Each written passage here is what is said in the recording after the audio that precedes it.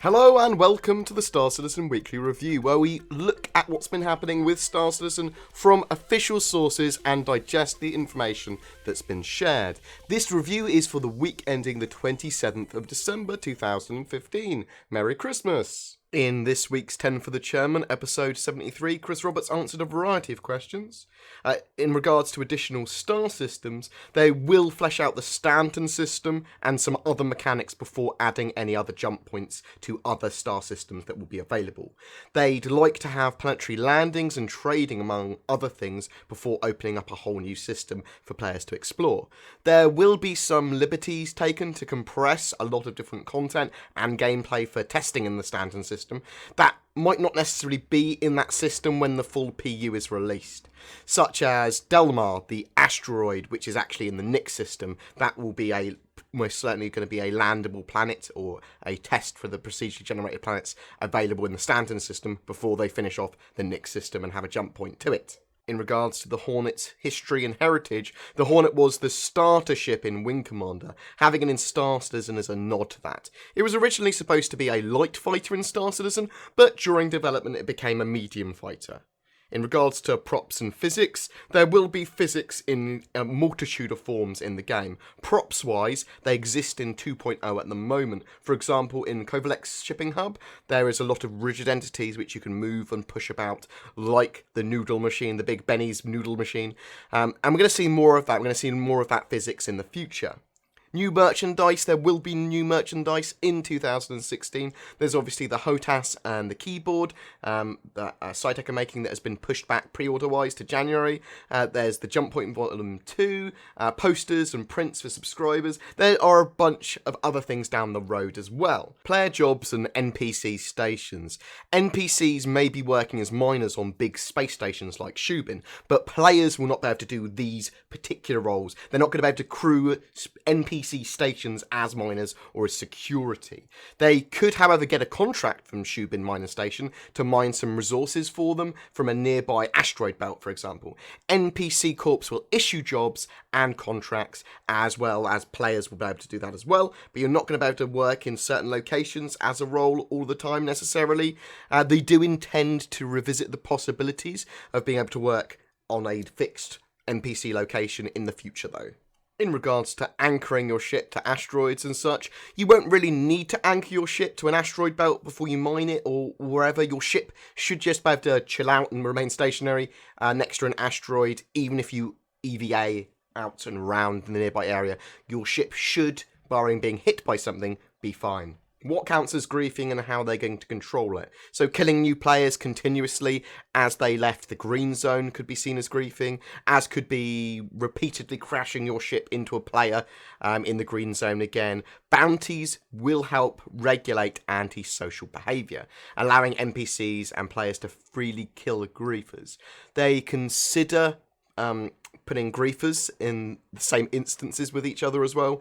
It's important to note that piracy is not the same as griefing. Griefing is an active kind of, I want to ruin someone's day, and then normally pursuing them. It's more harassment, and it shouldn't be seen as a gameplay mechanic, whereas piracy is a perfectly fine player decision and choice to go after it. It adds flavour to the game. If you hunted down a player continuously, though, and literally tried to use mechanics to your advantage by like ramming into that player repeatedly, avoiding getting the police after you because it just thinks that you've crashed, or something's happened, or then logging in and out and doing crazy mechanics to be a dick. Being a dick. If you're being a dick, then you're griefing. Integrated streaming in-game. One of the features that they've got down the roadmap is being able to stream from in-game in a similar style to like Shadowplay or such. They also are wanting to have traffic cameras in the verse that are always streaming that players can view online, in-game, on the website, that sort of stuff. So you'll be able to see what happens around certain planets and systems.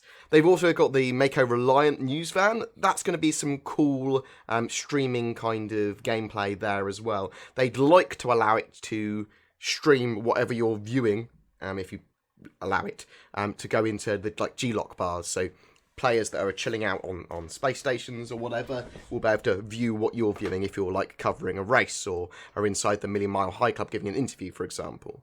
Potentially, they will also allow players to view from another player's view in the form of like a helmet cam. In regards to kill boards and kill tracking, they will be tracking a variety of different stats from players, and we should be able to see some of them. There should be kill boards in games so that you can track your stats from your corpse and that sort of stuff, and you'll be able to choose what stats are shown to other players. So you're saying, I don't want people to see that I'm killing other players, or I'm particularly bad at something or particularly good at something, whatever. Star Citizen playtime. So Chris considers the average length of a mission that they're currently thinking of around 30 to 60 minutes in length, and also considers the minimum play session to get anything meaningful done in the verse around 30 minutes long. A good few informational nuggets were given from Around the Verse Season 2, Episode 11. In the Los Angeles office, work continues on Star Citizen 2.1, especially on balance. The new item system has been integrated into the dev stream code as well. We don't know exactly when players are going to be able to get their hands on that, but that's a major system and that will be changing a lot in Star Citizen. Setting up the damage states on the Vanguard as well has been being worked on, and they've also been working on the Reliant. They want to get it into our hands as soon as possible. Down at Austin, the Kasaba clothing outlet release is on the horizon. That will be character customization and some persistence, being able to purchase stuff in game. They are doing some logos and work on brands for that at the moment. There will be many other clothing lines as well, and they're all going to be themed in some way. They want to capture some more data, and they're improving their analytics about their systems in general, and heavy testing is being done on the party system to get one working for after 2.1 release. In Foundry 42 UK, Luke from CIG would like to thank all streamers that helped him bug find. If you were a streamer, you might have seen him in your chat. Down at Foundry 42 in Germany, they've been doing loads of work again, code and AI wise. They've been doing lots of stability work for the current releases of Star Citizen. They've been getting new characters and scenes together on the cinematics front too. They're working on space stations at the moment, well, a space station, a new high-tech mining facility. I'm assuming they mean Shuban, although they were a bit cagey about talking about exactly what that was. They're talking about automated testing as well. So automated testing allows them to automatically check changes to the game for some bugs, and it basically makes everything for them quicker and more streamlined. There was an ATV interview with lighting artist Amir Switzer, and also an ATV behind-the-scenes look at the QA guys, an in-depth talk with the teams there, and talking about exactly what QA does and their experiences that they've had so far. This week's MVP was El Dragon for his Star Citizen pixel art. I actually really love this. This is one of the favourite MVPs that I've seen. And the art sneak peek this week was a ATV teaser showing the Delmar asteroid as seen on the live stream, otherwise known as the Nix landing zone, and that appears to be coming to us next time. In other news from the forums and the community, some of the Reliant questions and answers have now gone up on the shipyard section of the forums. I've got a link to all of them in the description, and we'll compile them all once the Q&As have been totally completed for the Reliant, which will be next week. Star Citizen 2.1 is on the PTU and available for everyone that has a game package. It is extremely unlikely, though, it will go onto the live servers before the new year. There is a ship sale with all of the limited ships from the anniversary sale and the Reliant variants available until the 28th of December.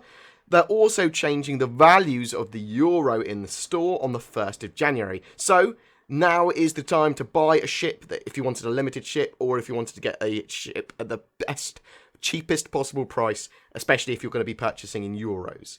Also in 2016, they are splitting Squadron 42 from game packages, meaning that backers, after the point that they split them, will have to purchase Squadron 42 separately to play. If you've already purchased a game package, you don't have to worry, but it's for game packages in the future. Anyway, that's it from the weekly review. This week there was no ATV, so it's a bit shorter. Merry Christmas and a Happy New Year, guys, and I will see you in the verse.